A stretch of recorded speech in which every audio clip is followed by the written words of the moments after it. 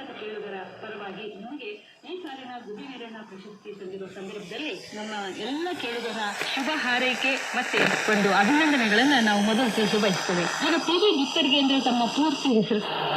ಹುಳ್ಳಿಗೌಡ ಬಸನಗೌಡ ದುತ್ತರಿಗೆ ಅಂತ ಪೂರ್ತಿ ಹೆಸರು.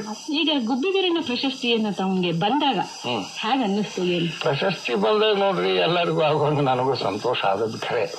ಆದ್ರೆ ನಾವು ನಾಟಕ ಬರಹಗಾರರಾಗಿ ರಂಗಭೂಮಿ ಪ್ರವೇಶ ಮಾಡೋದ್ರೊಳಗ ಸಾಂಪತ್ತಿಕ ಸ್ಥಿತಿಯಿಂದ ನಮ್ಮ ಕನ್ನಡ ವೃತ್ತಿ ರಂಗಭೂಮಿ ಅತ್ಯಂತ ಉಚ್ಛ್ರಾಯ ಸ್ಥಿತಿಯಲ್ಲಿತ್ತು. 50ನೇ ದಶಕದ ಕೊನೆಗೆ ನಾವು ಬಂದವರು ನಾಟಕ ಬರಹಗಾರರಾಗಿ. ಎಲ್ಲ ಕಂಪನಿಗಳ ಸಾಂಪತ್ತಿಕ ಸ್ಥಿತಿ ಚೆನ್ನಾಗೇ ಇತ್ತು. ಅವಾಗ ಯಾವ ಭಯನೂ ಇರಲಿಲ್ಲ. ಅಂತ ಕಾಲದಲ್ಲಿ ನಾವು ಬಂದ್ವಿ. ಅದನ್ನ ಕಟ್ಟಿ ಬೆಳೆಸಿದವರು ನಮ್ಮಕ್ಕಿಂತ ಪೂರ್ವದಲ್ಲಿ ನಾಟಕ ಬರಹಗಾರರಾಗ್ಲಿ ಅಥವಾ ಕಂಪನಿಯ ಮಾಲೀಕರಾಗ್ಲಿ ನಟನಟಿಯರಾಗ್ಲಿ ಎಷ್ಟೊಂದು ಶ್ರಮ ವಹಿಸಿ ಒಂದು ಮಟ್ಟಕ್ಕೆ ತಂದಿದ್ರು ಅನ್ನೋದು. ಅವರು ಇಂಥದ್ದು ಯಾವುದನ್ನು ಕಾಣ್ಲಾರದೆ ಹೋದ್ರು.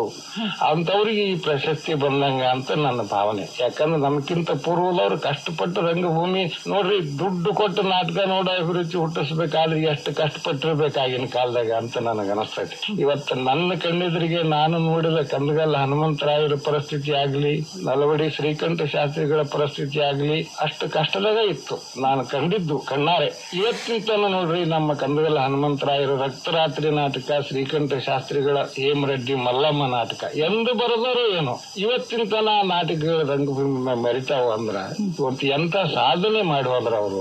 ಅಂದ್ರೆ ಅದ್ರಲ್ಲಿ ಆ ಮೌಲ್ಯ ಇದೆ. ಮೌಲ್ಯ ಇದ್ರನೇ ಜನ ನೋಡ್ತಾರೆ. ಇರ್ಲಿಲ್ಲ ಅಂದ್ರೆ ಯಾಕೆ ನೋಡಕ್ ಹೋಗ್ತಾರ? ಮೌಲ್ಯ ಇರ್ಲಿಲ್ಲ ಅಂತ ನೋಡಕ್ ಹೋಗೋದಿಲ್ಲ ಜನ.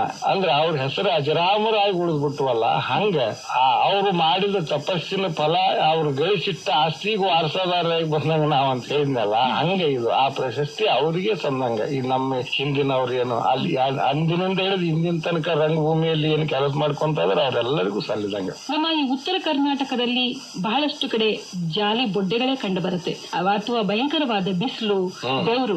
ಇಂತಹ ಪ್ರದೇಶಗಳನ್ನ ನಾವು ಹೆಸರಿಸೋದಾದ್ರೆ ನಮ್ಮ ಬಾಗಲಕೋಟ್ ಜಿಲ್ಲೆ ಹಾಗೂ ಬಿಜಾಪುರ ಜಿಲ್ಲೆಯನ್ನ ಹೆಸರಿಸಬಹುದು. ಮತ್ತೆ ಇಲ್ಲಿ ಸದಾ ಜೀವನದ ಜೊತೆ ಹೋರಾಟ ಮಾಡೇ ಬದುಕಬೇಕಾಗ್ತದೆ ನಾವು.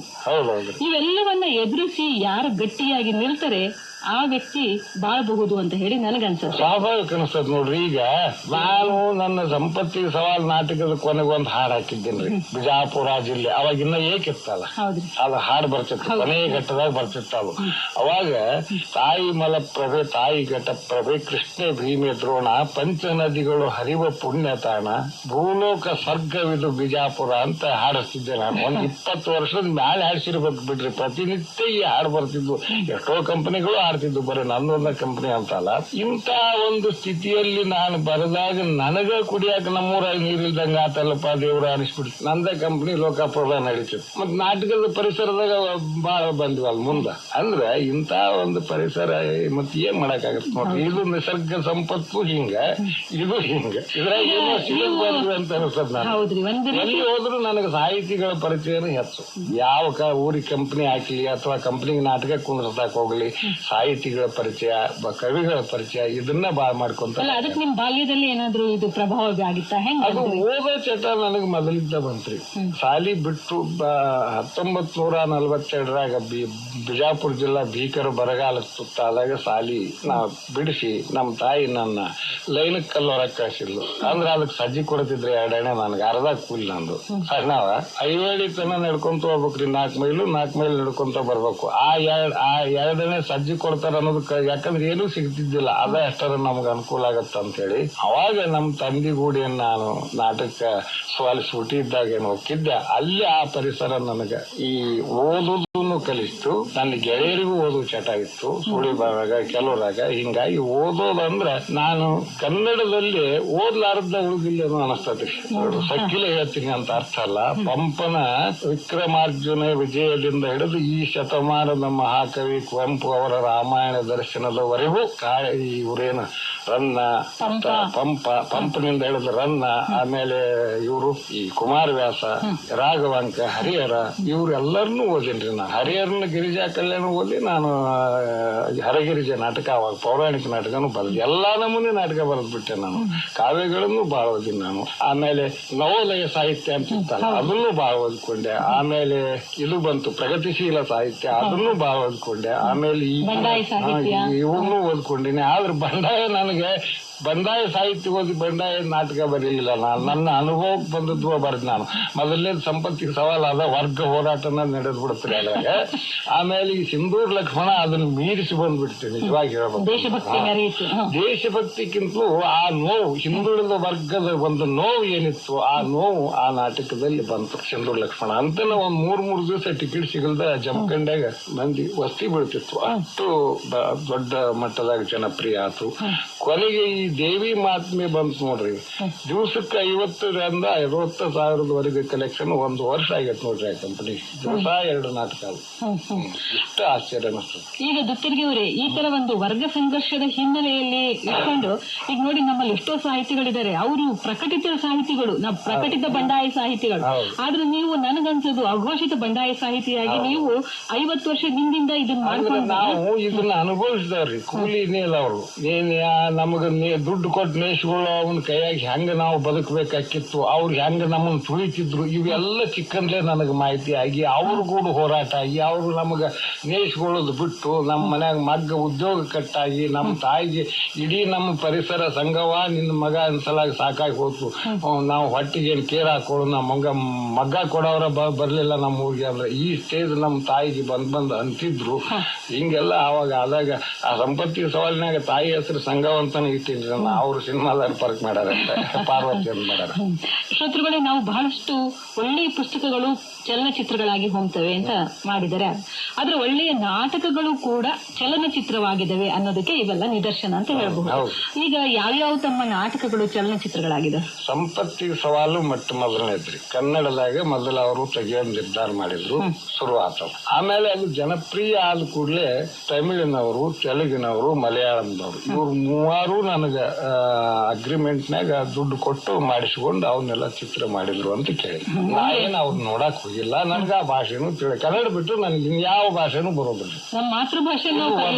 ಆಮೇಲೆ ನಮ್ಮ ಅಂಕಲ್ಗೆ ಅವರು ಚಿಕ್ಕ ಸಸ್ಯ ನಾಟಕನ ಸಸ್ಯತಂದ ಸೌಭಾಗ್ಯ ಅಂತ ಮೊದಲು ಸಿನಿಮಾಸ್ಕೋಪ್ನಾಗ ಆದ ಚಿತ್ರನ ಅದು ಕನ್ನಡದಲ್ಲಿ ಹೇಳ್ರಿ.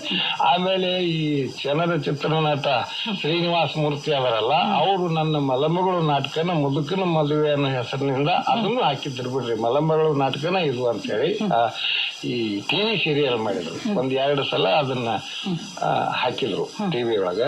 ಇಷ್ಟು ಮಾತ್ರ ಕರೆ. ಇನ್ನೂ ಒಂದು ತಾಯಿ ಕರಳು ನಾಟಕ, ಅದು ಇವತ್ತಿನ ತನೂ ರಂಗಭೂಮಿಯಾಗ ಐತ್ರಿ. ಆ ನಾಟಕ 11ನೇ ಕೃತಿ ಅವು. ನಾನು ನಾಟಕಕಾರ ಆಗಿ ಅನಿಸಕ್ ಕಾರಣನೇ ಆ ನಾಟಕ. ಅಂತನ ನಾನು ಒಬ್ಬ ನಾಟಕಕಾರ ಅನ್ನೋ ನಂಬಿಕೆನ ಎಲ್ಲ ಬಂದಿದ್ದಿಲ್ಲ. ಅಲ್ಲಿಂದ ಚಾಲು ಆದ ಮುಂದ್ ಚಿಕ್ಕ ಸೊಸೆ ಆಗ್ಲಿ, ಮದುಮಗಳಾಗ್ಲಿ, ಅವ್ ಹಂಗ ಅತ್ತಿಗೆ ಇವೆಲ್ಲ ಹಂಗ ಬಂದ್ಬಿಟ್ಟು ಸಂಪತ್ತಿಗೆ ಸವಾಲಿನಿಂದ ಹಿಡ್ಕೊಂಡು ಮುಂದೆ. ಆಮೇಲೆ ಪೌರಾಣಿಕ ನಾಟಕನೂ ಬರೆದ್ಬಿಟ್ಟೆ, ಐತಿಹಾಸಿಕ ನಾಟಕನೂ ಬರೆದ್ಬಿಟ್ಟೆ, ಚಾರಿತ್ರಿಕ ನಾಟಕನೂ ಬರೆದ್ಬಿಟ್ಟೆ, ಧಾರ್ಮಿಕವಾಗಿ ಇಂಥವೆಲ್ಲ ಒಟ್ಟ 50 ನಾಟಕ ಬರುತ್ತೆ. ಈಗ 50 ವರ್ಷದ ಹಿಂದೆ ನೀವು ನಾಟಕ ಬರೀತಿದ್ರಿ, ಮಾಡಿದ್ರಿ. ಹೌದು, ಬೇರೆ ಮಾಧ್ಯಮಗಳಿರ್ಲಿಲ್ಲ, ಬೇರೆ ಚಾನಲ್ಗಳಿರ್ಲಿಲ್ಲ, ನಾಟಕ ಇತ್ತು, ಜನ ಇಷ್ಟಪಡೋರು. ಈಗ ಬಹು ಮಾಧ್ಯಮಗಳು, ಬಹು ಚಾನಲ್ಗಳು ಏನೇನೆಲ್ಲ ಆಗೋಗಿದೆ. ಇಂಥ ಸಂದರ್ಭದಲ್ಲಿ ನಮ್ಮ ವೃತ್ತಿ ರಂಗಭೂಮಿ ಉಳಿಬೇಕಾದ್ರೆ ಜನ ಯಾವ ರೀತಿ ನಾಟಕಗಳನ್ನ ಆಡ್ಬೇಕು ಅಂತ ನಿಮ್ ಸಲಹೆ ಏನು? ಒಳ್ಳೆ ನಾಟಕ ಬರೆಯೋರು ಬೇಕು, ಒಳ್ಳೆ ನಟನಟಿಯರು ಅದರಲ್ಲಿ ಭಾಗವಹಿಸಬೇಕು. ಇವತ್ತು ನೋಡ್ರಿ, ಈ ವಿಜ್ಞಾನ ಬಹಳ ಮುಂದುವರೆದ್ರಿ. ಇದು ನಾನು ದೇವಿ ಮಾತ್ಮೆ ನಾಟಕ ಬರ್ಕೊಟ್ಟಾಗ ನನ್ನ ಕಲ್ಪನೆಗೆ ಮೀರಿದ ಒಂದು ಲೈಟ್ನ ಅರೇಂಜ್ಮೆಂಟ್, ನೆರಳು ಬೆಳಕಿನ ವ್ಯವಸ್ಥೆ ಅಂತಾರಲ್ಲ, ಆ ಕಂಪನಿ ಮಾಲಕರಿಗೆ ಅದು ತಲೆಯಾಗಿತ್ತು. ಹಿಂಗೆ ಮಾಡಿದ್ರೆ ರಂಗಭೂಮಿಗೆ ಒಂದು ಹೊಸತನ ಬರುತ್ತ ಅಂತ ಏನ್ ಮಾಡಿ ತೋರಿಸಿದ್ರು. ನನಗೇನನ್ಸ್ತತಿ, ಪ್ರೇಕ್ಷಕ ವರ್ಗದ ಪ್ರೀತಿ ರಂಗಭೂಮಿ ಮ್ಯಾಗ ಕಡಿಮೆ ಆಗಿಲ್ಲ ಅಂತ ಆ ನಾಟಕ ಓಡಿದ್ದು ನೋಡಿ ಅನಿಸ್ತೈತಿ ನನಗೆ. ಒಳ್ಳೇದನ್ನ ನೋಡ್ಬೇಕು ಅನ್ನೋದು ಬಹಳ ಜನರಲ್ಲಿ ಅಪೇಕ್ಷೆ ಐತಿ. ಆದ್ರೆ ಒಳ್ಳೇದು ಕೊಡ್ಬೇಕಲ್ಲ ನಾವು. ಇದಕ್ಕೆ ತಾವ್ ಹೇಳ್ತಿದ್ದೀರಿ ಒಳ್ಳೇದನ್ನ ಕೊಡ್ಬೇಕಂತ. ನಮ್ಮಲ್ಲೊಂದು ದೊಡ್ಡ ಅಪವಾದ ಏನಿದೆ ಅಂದ್ರೆ, ವೃತ್ತಿ ರಂಗಭೂಮಿ ನಾಟಕಗಳನ್ನ ನಾವೇನೀಗ ನೋಡಕ್ ಹೋಗ್ತೀವಿ ಅಂದ್ರೆ ದ್ವಂದ್ವಾರ್ಥದ ಸಂಭಾಷಣೆಗಳು, ಅಶ್ಲೀಲ ಸಂಭಾಷಣೆ ಅವ ಹಿಡಿತಾವಂತ ಅವ್ ತಲೆಯಾಗ ತಿಳ್ಕೊಂಡವ್ರು. ಈಗ ಏನ್ ಈಗ ನೋಡ್ರಿ, ಸಿನಿಮಾದ ಹಾಡುಗಳನ್ನ ರಂಗಭೂಮಿಯಾಗ ಹಾಡ್ತಾರ. ನಾವು ರಂಗಭೂಮಿಯಾಗ ಮಾಡಿದ್ದನ್ನು ಸಿನಿಮಾ ಅನುಕರಣೆ ಮಾಡ್ತಿತ್ತು ಆಗಿನ ಕಾಲದಾಗಂತ ನಾನು ಸ್ಪಷ್ಟ ಹೇಳಬಲ್ಲೆ. ಎಷ್ಟೋ ನಾಟಕಗಳ, ಎಷ್ಟೋ ಆ ಥಿಯರಿನ ಸಿನಿಮಾಗಳು ಅವಾಗ ಅಳವಡಿಸ್ತಿದ್ವು. ಈಗ ನಾಟಕನ ಸಿನಿಮಾನ ಅಳವಡಿಸಕತ್ತೈತಿ ಅಂದ್ರೆ ಮತ್ತೆ ನಾವ್ ಏನ್ ಹೇಳಂತೀವಿ ಮೇಡಮ್? ಹಿಂಗಾಗೈತಿ. ಅದು ಈಗ ನೋಡ್ರಿ, ಓದ್ಬೇಕು, ಅನುಭವ ಇರಬೇಕು, ತನ್ನ ಇಲು ಬಂದು ಆ ಮಟ್ಟಕ್ಕೆ ಬಂದು ಒಳ್ಳೆ ನಾಟಕಕಾರಗಳು ಹುಟ್ಟಬೇಕು, ಒಳ್ಳೆ ನಟರು ಹುಟ್ಟಬೇಕು. ಅವಾಗ ನಾನು ಕಣ್ಣಿದ್ರಿಗೆ ನನಗೆ ಆತ್ಮೀಯರಾಗಿರ್ತಕ್ಕಂಥ ನಟರು ಇದ್ರು. ಎಲವಾ ಸಿದ್ದಯ್ಯ ಸ್ವಾಮಿ, ಒಂದ್ ದಿವಸ ಒಂದ್ ಪೇಪರ್ ಓದ್ತಿದ್ದಿಲ್ಲ, ಒಂದ್ ಪುಸ್ತಕ ಓದ್ತಿದ್ದಿಲ್ಲ. ಅದು ಎಲ್ಲಿಂದ ಬಂತಪ್ಪ ಈತಗ ಈ ಒಂದು ಪ್ರತಿಭೆ? ಎಷ್ಟು ಜನ ಹೆಣ್ಮಕ್ಳು, ಎಂತ ಹಾಡುಗಾರ ಹೆಣ್ಮಕ್ಳು, ಪಾರ್ಟಿ ಅಷ್ಟು ಭವ್ಯವಾಗಿ ಮಾಡುವಂತ ಹೆಣ್ಮಕ್ಳು ಸಾಕಷ್ಟು ಜನರು ನೋಡಿ ನಾನು. ಜುಬೇದಮ್ಮ, ಆಮೇಲೆ ನಮ್ಮ ಸರೋಜಮ್ಮ, ಆಮೇಲೆ ಸುಭದ್ರಮ್ಮ, ಅವ್ರು ಈಗ ಯಾರು ಸಿಗ್ತಾರೆ? ಎಲ್ಲಿ ಏನು ಇಲ್ಲ. ಅಲ್ಲಿ ದುಡಿತಿದ್ರು, ಅದನ್ನ ತಿಳ್ಕೊಂತಿದ್ರು, ಕಷ್ಟ ಪಡ್ತಿದ್ರು. ಅದಕ್ಕಾಗಿ ಒಬ್ಬ ನಾಟಕಕಾರನೋ ಅಥವಾ ನಿರ್ದೇಶಕನೋ, ನಮ್ಮಲ್ಲಿ ನಾಟಕಕಾರನೇ ನಿರ್ದೇಶಕ ಆಗೋದು ಬಾಳ. ಕಂಪನಿ ಮಾಲಕರು ಅದ್ರಾಗ ಕೂಡ್ಕೊಂತಿದ್ರು, ಇಬ್ರು ಕೂಡ್ ಗುದ್ದಾಡೋದು. ಅವಾಗ ಅಷ್ಟು ಭಕ್ತಿಯಿಂದನೂ ನಡ್ಕೊಂತಿದ್ರಿ. ನಮ್ಮ ಕಾಲದಾಗ ಒಬ್ರು ಹೆಣ್ಮಕ್ಳು ಕುರ್ಚಿಯ ಮೇಲೆ ಕುಂತಿದ್ ನಾವು ನೋಡ್ಲಿಲ್ಲ. ಅವಾಗ ಅಷ್ಟು ಒಂದು ಗೌರವ ಕೊಡ್ತಿದ್ರು ನಟರೇ ಆಗ್ಲಿ. ಅದು ಹೋಗಿ ಈಗ ನಮಗ ಹೇಳ್ಬಿಡ್ತಾರ, ನೀವು ಬರ್ದಿದ್ರಿ ಅಲ್ರಿ, ಅದನ್ನ ಬ್ಯಾರೆ ಮಾಡ್ಕೊಂಡು ನೋಡಿರ್ಬೇಕಾರೆ ಇವತ್ತು ಎಷ್ಟು ಜನರಿಗೆ ಅಟ್ರಾಕ್ಷನ್ ಆಗತ್ತ. ನಮಗ ಹೇಳ್ತಾರ, ನಾ ಬರ್ದಿದ್ದೇ ಇರುದಿಲ್ಲ ಅದ್ರಾಗ, ತಾವ ಬೇರೆ ನಾಟಕ ನಾ ಬರ್ದಿದ್ದಂತ ಹಾಕ್ಬಿಟ್ಟಿರ್ತಾರ. ಅಂದ್ರೆ ಶ್ರೋತೃಗಳೇ, ದುಚರ್ಗಿ ಅವರು ಹೇಳಿ ಕೇಳಿದ್ರಲ್ಲ, ರಂಗಭೂಮಿಯ ದ್ರೋಣರಾಗಿ ಅನೇಕ ರಂಗ ಕಲಾವಿದರಿಗೆ ಆಶ್ರಯ ಇತ್ತು. ಮತ್ತೆ ಅತ್ಯುತ್ತಮ ನಾಟಕಗಳನ್ನ ಪ್ರದರ್ಶನ ಮಾಡಿ ಒಂದು ರೀತಿ ರಂಗಭೂಮಿಗೆ ಅವರು ಮೆರುಗನ್ನ ತಂದಿದ್ದಾರೆ ಅಂತ ಹೇಳಿದ್ರೆ ತಪ್ಪೇನಿಲ್ಲ ಅನ್ಸುತ್ತೆ. ಅಂತಹ ಒಬ್ಬ ಧೀಮಂತ ಕಲಾವಿದನಿಗೆ ನಮ್ಮ ಸರ್ಕಾರ ಗುರುತಿಸಿ ಗುಬ್ಬಿ ವೀರಣ್ಣ ಪ್ರಶಸ್ತಿ ನೀಡಿರೋದು ಎಲ್ಲ ರಂಗ ಪ್ರಿಯರಿಗೆ, ರಂಗ ಕಲಾವಿದರಿಗೆ ಸಂತಸ ನೀಡುವಂತಹ ಸಂಗತಿ ಅಂತ ಹೇಳಿ ನನ್ಗನ್ಸುತ್ತೆ. ಇನ್ನು ನಿಮ್ಮೆಲ್ಲರ ಪರವಾಗಿ ಅವರಿಗೆ ಶುಭ ಹಾರೈಕೆಗಳನ್ನ, ಅಭಿನಂದನೆಗಳನ್ನ ತಿಳಿಸ್ತಾ ಇವತ್ತಿನ ಈ ಕಾರ್ಯಕ್ರಮ ಮುಗಿಸೋಣ. ನಮಸ್ಕಾರ.